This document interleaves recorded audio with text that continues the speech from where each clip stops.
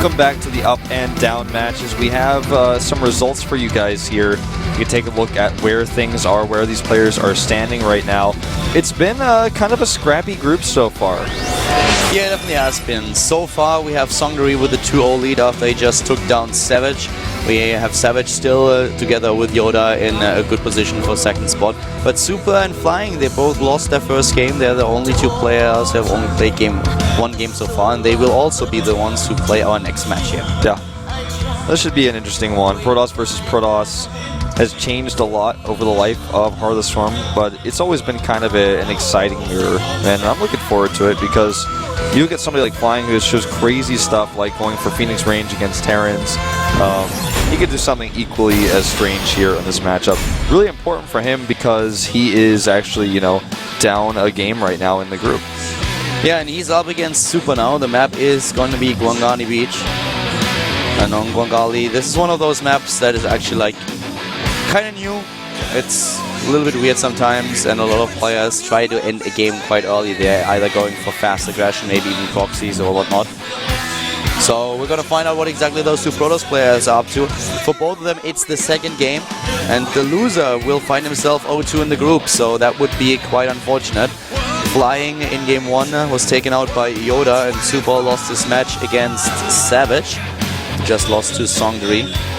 Yep, this is going to be intense with these two players on this map. I don't expect anything short of crazy. Let's jump into it right now. It's the GSL up and downs. Elder and Wolf.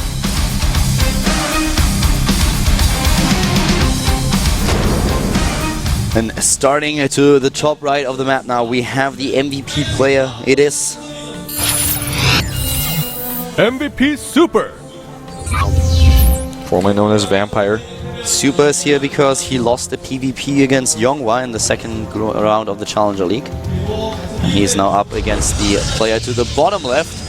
This is of course for Woongjin Stars. Woongjin Stars Fly.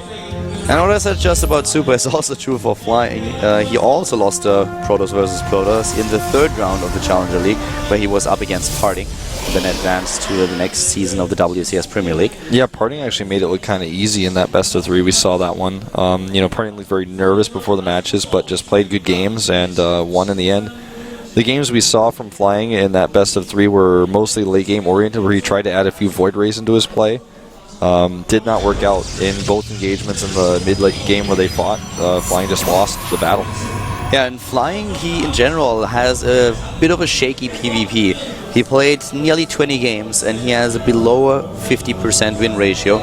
Of course, he's up against some of the best Protoss players in Korea and in the world, but it's still something where you say, okay, below 50, that's where things get a little bit critical for a player.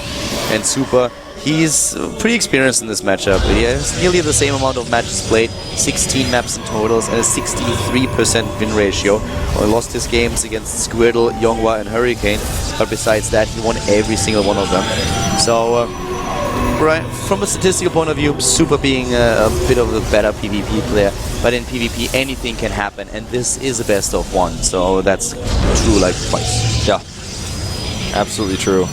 This is also a 2-player map, which is a little bit shocking that Flying did not check until so late for proxies.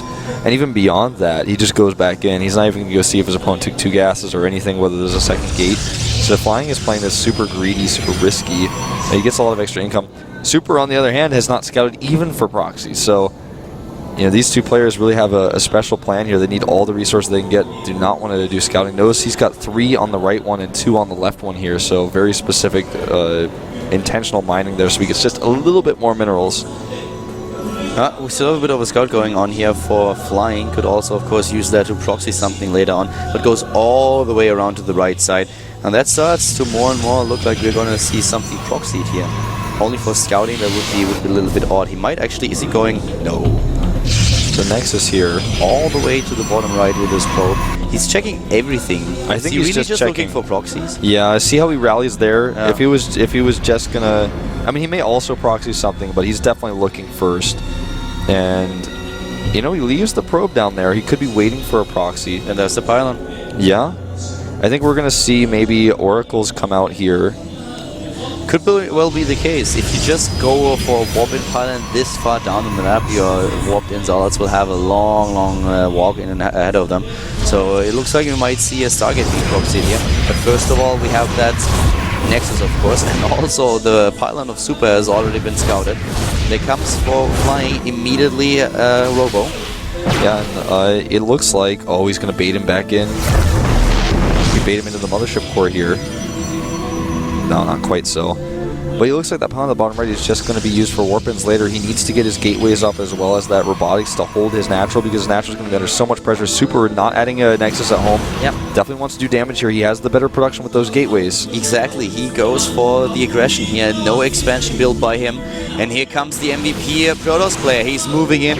Very aggressive play. The probe now in the main base at the top right. Find out exactly what's going on. Sees the triple gateway. There's no sentry, no nothing. He needs to drop that photon overcharge. He wants to wait until the last second, the very last second before he does so. More stalkers coming in now, and he's going to lose his robotics here. He tries to start an Immortal. That's not going to happen. Maybe with the overcharge, maybe he can get the Immortal out. Doesn't look like it. No, there's no chance. Oh, and he loses not only one stalker, he might lose the sentry as well. There goes the robotics as well. He still has the natural, but I don't think he's going to survive here. Wow, that mothership core is nearly done, and he actually takes down, he actually takes the stalker loss there to the photon overcharge. But now more gateways being started, of course, for flying. Super, still with a better production, has a few of the stalkers now down at the natural, trying to make that work. The mothership core is gone. Yep, trades one stalker for half of a stalker here with the mothership core doing that extra damage in the back. And it looks like Super just has too much. He can't mine from his natural, so the fact that he has two Nexi is irrelevant, and he doesn't have the robotics anymore. The one thing that Super is missing is that Nexus, but it doesn't matter if he's not mining down there. He's going to try to get us around with the probes. It could work. The probes are moving in. He might get a few of those. He's trying to block the ramp with them, but now a lot of the probes already taken down by two stalkers surrounded. The rest of the reinforcements moving in for Super now. He's going for it. He's trying to take down the Nexus, not even bothering with the main base anymore. He still has the superior production, and that Nexus is going to fall. Yeah, it's going to fall, and this will actually supply block flying. He doesn't have the resource to add more pylons and keep up with his production. He warps in a sentry. One sentry alone may be able to do the job of keeping him alive for a little bit longer, especially since we don't have the high ground vision. But the only thing that Super needs to do is try to contain his opponent for a little bit longer. He has already the better harvester count, 29 against 20, and he's adding his Nexus now. So even force fields one of the zealots out here. Great position for Super to be in, and flying is falling farther and farther behind in the game. Yeah, flying just showing why his PP is so shaky. And this is why Parting was able to eliminate him so easily. Brings in another sentry so he can keep up the contain. And oh, gotta be careful. Almost picks up a sentry. He gets it. Oh, wow. He may actually run with this, and he does. He's just going up the ramp, and he uses the force field, traps the stalker, and this is the end. This is so the end. A few zealots warping in here, but GG. GG and game over. Super takes the win, and flying is now 0-2 in the group, which means he needs to win his next two games. He needs to win against Savage, and he needs to win against Songdari. Both PVZs that he has to play, or he's out of the group. Yep. Absolutely. He doesn't look too phased there in the booth, but he's had a rough day so far. His game against Yoda, he didn't look too strong either.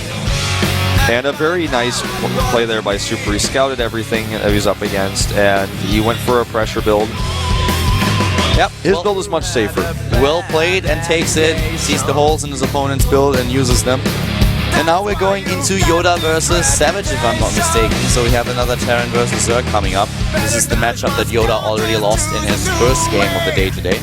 Yep, and it will be played on Belshire Vestige, a map that was now becoming one of our older maps. And I'm excited for this one because we saw Yoda just have a bit of a shaky first Terran versus Zerg, where he left the game arguably prematurely. He wasn't showing the best play in the early game. He did have a decent defense, but it just wasn't the Yoda we know. It was an off day. You know, we talk about how he has on days and off days, and today's so far, and this matchup looked like an off day. Maybe after he took the win against Flying, his mind is back on track and he can do something good here. Both of them 1-1 in the group, so the winner takes a significant lead here on the way to the Premier League. Zerg versus Terran once again in the map this time, especially Vestige. Yep. Two-player map. Very fun map for this matchup. A lot of choke points. Arguably better for the Terran player, who has a great opportunity to use his mobility, especially the medivacs. Savage needs a coffee, as it seems. Yeah, looks a little bit tired there. Or an energy drink. But Yoda, well, what can he do? Game number 1 looked a bit shaky against Zerg. Game number 2 with a good build against Flying took the game. Now he's heading into his 3rd map of the day.